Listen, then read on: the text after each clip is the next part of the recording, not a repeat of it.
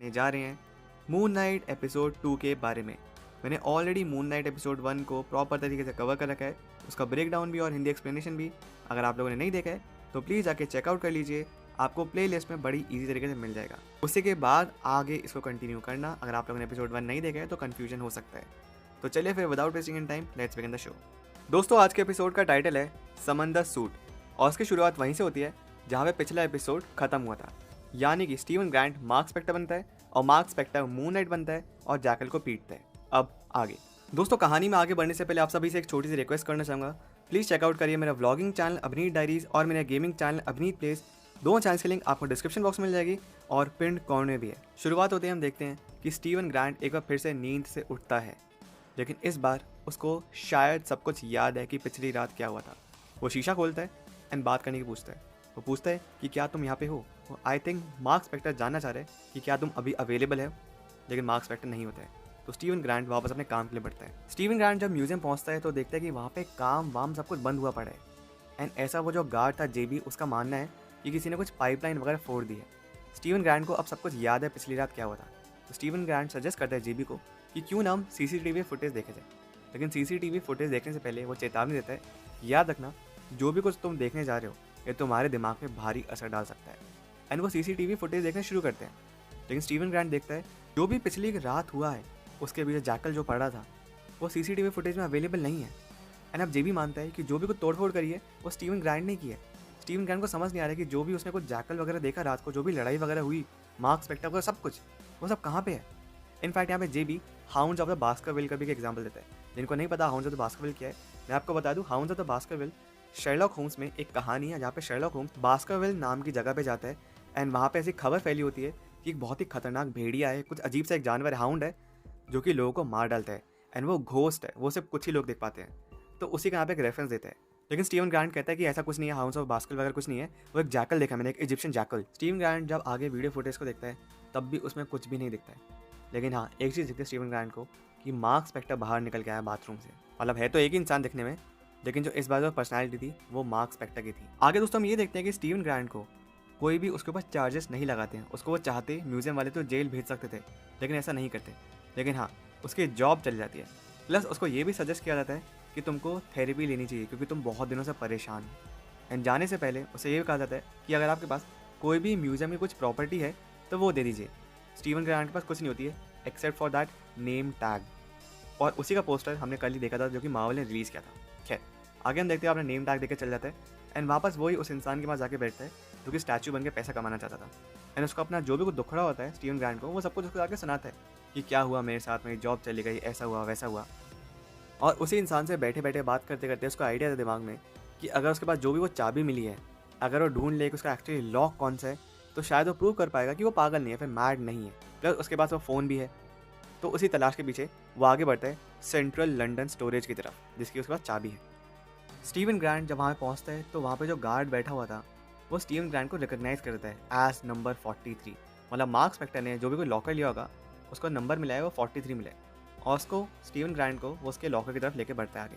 तो देखते हैं वहाँ पे बहुत सारा सामान रखा हुआ है, एक बेड है, एक बैग है, बैग में उसको बहुत सारे पैसे मिलते हैं, पासपोर्ट मिलता है जिसके जो उसको पता चलता है कि उसका दूसरा नाम जो है वह मार्क स्पेक्टर। एंड उसको फिर वो स्कैरब मिलता है।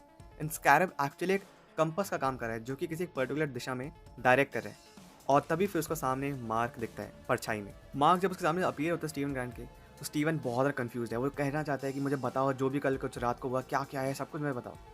एंड फाइनली मार्क रिवील करना शुरू करता है। मार्क कहते हैं सबसे पहले तुम सामने जो बिस्तर लगा है उस पर आके सो जाओ, और मेरा एक अधूरा मिशन बाकी है उसको कंप्लीट करने दो, उसमें तुम इंटरफेयर मत करो। लेकिन स्टीव फिर भी जानना चाहता है कि आखिरकार चल क्या रहा है। मार्क कहता है दरअसल मैं एवटार हूँ, मैं खॉन्शू का, जो कि अब तुम भी हो। मतलब स्टीवन और मार्क एक ही इंसान है, तो हम दोनों ही एवटार हैं खॉन्शू के। मार्क आगे ये भी बताता है कि हम इनोसेंट लोगों को बचाते हैं और जो बुरा करते हैं हम उन पे खॉन्शू का जस्टिस का इस्तेमाल करते हैं। बेसिकली बुरे लोगों के खिलाफ वो लड़ते हैं। एंड कहता है अगेन कि मुझे अपना शरीर सौंप दो ताकि मैं अपना मिशन कंप्लीट कर पाऊँ, उसके बाद मैं तुमको कंप्लीटली छोड़ दूंगा। लेकिन स्टीवन ग्रांट कहते हैं कि जो भी पूरा कुछ बैग वगैरह इसमें बंदूक वगैरह जो भी कुछ है मैं इसको लेकर पुलिस के पास चल जाऊँगा, एंड फिर वो मुझे जेल में डाल देंगे। एंड जेल में डालेंगे तो तुम मुझ पर कभी हावी हो ही नहीं पाओगे। स्टीवन ग्रांट वो बैग उठा के बाहर भागता है। एंड तभी उसके सामने इजिप्शियन मून गॉड खॉन्शू आ जाता है।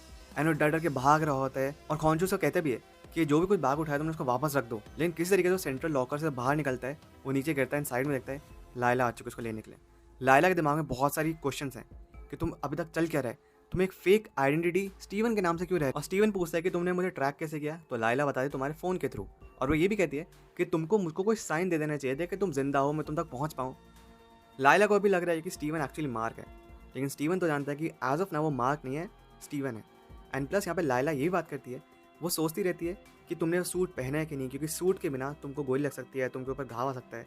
तो ये सारी चीज़ें तो दिमाग में चलती है। एंड यहाँ पे सूट से कहने का मतलब है मे बी मून नाइट का जो सूट है।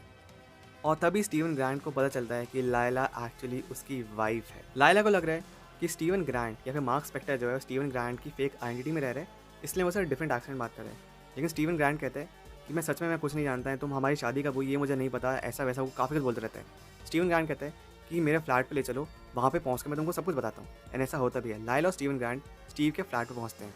स्टीवन जब लायला के अपने फ्लैट पे पहुँचता है तो स्टीवन यहाँ पे बताता है कि वो उसकी मॉम का फ्लैट है जहाँ पे वो रहता है। एंड लायला यहाँ पे ये भी पूछती है कि क्या तुम अपनी मॉम से वापस बात करना शुरू कर चुके हो। स्टीवन ज़रा कन्फ्यूज है, वो कहता है हाँ जो भी। आगे दोनों एक ही फ्रेंच पोएम को साथ में बोलना शुरू करते हैं। एंड स्टीवन कहता है कि मेरी फेवरेट फ्रेंच पोएट है। एंड लायला कहती है कि मेरी भी फेवरेट फ्रेंच पोएट है। तो हो सकता है मार्क स्पेक्टर ने जो अपनी दूसरी आइडेंटिटी डेवलप करी है स्टीवन ग्रांट की, तो उसके सबकॉन्शियस माइंड में लायला की बातें थी। आगे पता चलता है कि दरअसल में लायला मार्क स्पेक्टर के लिए डिवोर्स पेपर लेके आई थी। स्टीवन ग्रांट उसको साइन करने से मना कर देता है। स्टीवन आगे बैग खोल के दिखाने लगता है, कहते हैं कि देखो मुझे बैग में क्या क्या मिला है। वो सब कुछ दिखाने वाला था, लेकिन पीछे मार्क बोलते रहता है कि नो मैटर व्हाट, तुम सब कुछ भी नहीं दिखाओगे बैग में क्या है। अगर तुमने ऐसे दिखाया so you are gonna get her killed, वो मर जाएगी ऐसा स्टेप लिया तो। और यहीं पे स्टीवन रुक जाता है। स्टीवन नहीं दिखाना चाहता है, लेकिन तब भी एनी हाउ लायला उसके बैग में घुसती है एंड देखती है वो स्कैरब को। एंड इसके थ्रू पता चलता है कि दरअसल वो स्कैरब है, वो डायरेक्शन दे रहा है एमिट की मूर्ति की तरफ का। और यहाँ पे फिर बहुत गुस्सा करती है लायला, कहती है कि तुम अकेले इसको ढूंढना चाहते थे, इस मिशन पे हम साथ में निकले थे, पर तुम अकेले ऐसा कैसे कर सकते हो। लायला काफ़ी ज़्यादा नाराज होती है स्टीवन ग्रांट से, पर वो बार बार यही समझाता है कि मैं मार्क स्पेक्टर नहीं हूँ, मुझे कुछ भी याद नहीं, हमारे एडवेंचर्स, हमारे पास जो भी कुछ था। लायला खुद कंफ्यूज है। लेकिन तभी होता ये कि दो पुलिस ऑफिसर आके दस्तक देते हैं उस दरवाजे पे। एंड वो यहाँ पे स्टीवन ग्रांट से कुछ सवाल जवाब करना चाहते हैं। दोनों पुलिस ऑफिसर जोर ज़बरदस्ती उसे घर में घुसते हैं, लेकिन थैंकफुली लायला वहाँ से साइड में आके छुप गई थी। पुलिस ऑफिसर जब सर्च करना शुरू करते हैं उसके अपार्टमेंट को, तो उसके बैग में मार्क स्पेक्टर का पासपोर्ट मिलता है। एंड यहाँ पे अब एक चोरी का भी और पासपोर्ट का भी, फेक पासपोर्ट का भी इल्ज़ाम आ चुका है स्टीवन ग्रांट पे, और उसको आगे पुलिस स्टेशन लेके जाया जाता है। आगे हम ये देखते हैं उसको गाड़ी में बैठा के जब लेके जा रहे होते हैं, तो जो पुलिस ऑफिसर थी वो यहाँ बातचीत करना शुरू करते हैं।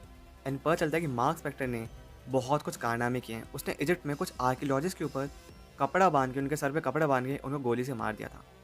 और स्टीवन अभी भी कह रहे ऐसा मैं नहीं कर सकता। वो दोनों जो पुलिस वाले थे उसको एक सुनसान जगह लेके जाते हैं। एंड वहाँ पे वो किसी से मदद मांगने की कोशिश करता है स्टीवन ग्रांट। तो पता चलता है जितने भी आसपास में लोग खड़े हैं वो आर्थर हैरो के लिए काम करते हैं, क्योंकि उनके हाथ पे वही तराजू दिख जाता है क्रोकोडाइल वाला। मार्क आगे आके अपीयर और कहते हैं कि तुम मुझको खुद को सौंप दो, मैं सबको सही कर दूंगा, सबको संभाल लूंगा। लेकिन स्टीवन ग्रांट मना करता है, कहता है कि नहीं, तूने बहुत इनोसेंट्स की जान ली। और तभी हम देखते हैं कि इतनी देर में आर्थर हैरो आ जाता है। आर्थर हैरो पूरी पूरी कंडीशन के बारे में जानता है कि उसके अंदर खॉन्शू की आवाज़ आती है, स्टीवन ग्रांट तो खुद है ही, मार्क स्पेक्टर की आवाज़ आती है। एंड पीछे इतनी देर में खॉन्शू अपीयर होता है, कहते हैं कि उसकी विंड पाइप खत्म कर दो, उसके विंड पाइप को तोड़ दो, उसको मार डालो आर्थर हैरो को। लेकिन स्टीवन ग्रांट ऐसा करने के तैयार नहीं है। आर्थर हैरो उसको आगे लेके जाता है एक इलाके में, कहते हैं कि इलाका जो था पहले क्रिमिनल्स का था, और यहाँ पे अब लोग इतने प्यार से रहते हैं कि वो रात को दरवाज़ा भी बंद करके नहीं सोते। मतलब उनको पता है कि सब लोग बहुत भले हैं और अच्छे हैं। आर्थर हैरो से और भी आगे कुछ बातें करता है। एंड आगे हमको पता चलता है कि दरअसल में आर्थर हैरो उसका पहले अवतार था, उसका पहला अवतार वही था, फिस्ट ऑफ वेंजेंस, खॉन्शू का। इसलिए खॉन्शू जो भी यहाँ पे कुछ स्टीवन से कह रहा होगा, ऑलरेडी आर्थर हैरो जानता है उसके बारे में। आर्थर हैरो उसको आगे कुछ खाना वाना भी देता है, लेंटिल सूप या फिर सिंपल वर्ड में दाल, और काफ़ी प्यार से और नरमी से पेश आता है वो स्टीवन ग्रांट से। आर्थर हैरो ये बताता है कि खॉन्शू इंसाफ पहुँचाने में काफ़ी देर कर देता है। वैसे अगर एमिट की बात करें तो कुछ भी बुरा होने से पहले, मतलब कोई क्रिमिनल कोई क्राइम करने जा रहा है, उससे पहले एमिट उस क्रिमिनल को सजा दे देती है। एंड शायद ऐसा ही हुआ था पिछले एपिसोड में, जब उस बूढ़ी औरत को मार दिया था। मे भी हो सकता है फ्यूचर में जाकर कुछ क्राइम करने वाली हो, तो एमिट ने उसको पहले ही सजा देके उसको मार डाला था। आर्थर हैरो कहता है कि वो स्कैरब मुझको दे दो, और मार्क तभी यहाँ पे स्टीवन ग्रांट से कहता है कि नो मैटर व्हाट, उसको मत बताना कि वो लायला के पास है, लायला फंस सकती है। अब यहाँ पे स्टीवन ग्रांट के दिमाग में कुछ डाउट्स उठने शुरू होते हैं। जो स्कैरब जो है वो लोकेशन बताएगा एमिट के टूम तक लेके जाने के लिए, ताकि एमिट को आज़ाद किया जाए। लेकिन स्टीवन ग्रांट यहाँ पे एक क्वेश्चन पूछता है आर्थर हैरो से। वो कहते हैं कि मान लो कोई एक बच्चा है और वह 30 साल के बाद कुछ क्राइम करने जा रहा है, तो बेसिकली एमिट यहाँ पे एक इनोसेंट को मार रही है। ये तो गलत बात हुई ना।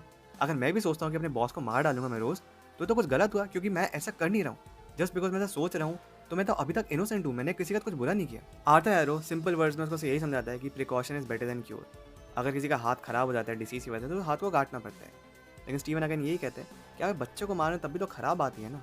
एंड आप में से किसी को ऑब्जेक्शन नहीं है इस चीज़ को लेके कि बच्चे को मारना है फिर किसी इनोसेंट को मारना। आर्थर हैरो कहते हैं कि बताओ मुझे वो स्कैरब का है। एंड तभी साइड में लायला अपीयर हो जाती है। लायला कहती है कि मेरे पास है।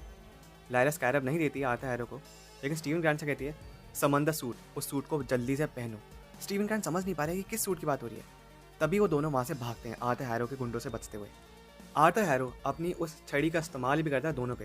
एंड छड़ी के बारे में बताया था कि एमेट का एक गिफ्ट था और बहुत ही छोटी सी पावर एमेट की इसमें बसी हुई छड़ी में, तो छड़ी भी वैसे काफ़ी ज़्यादा पावरफुल है। आर्थर हैरो उस छड़ी के जरिए फिर से एक बार जैक हॉल को बुला लेता है। लायला यहाँ पे बार समझाती रहती है स्टीवन को कि तुम सूट पहनो। मार्क कहता है कि मुझे अपनी बॉडी दे दो, लेकिन यहाँ पे स्टीवन बहुत सारा गुस्से में आता है, बहुत परेशान हो जाता है। एंड तभी हम देखते हैं इतने में पीछे जैकल हमला करता है।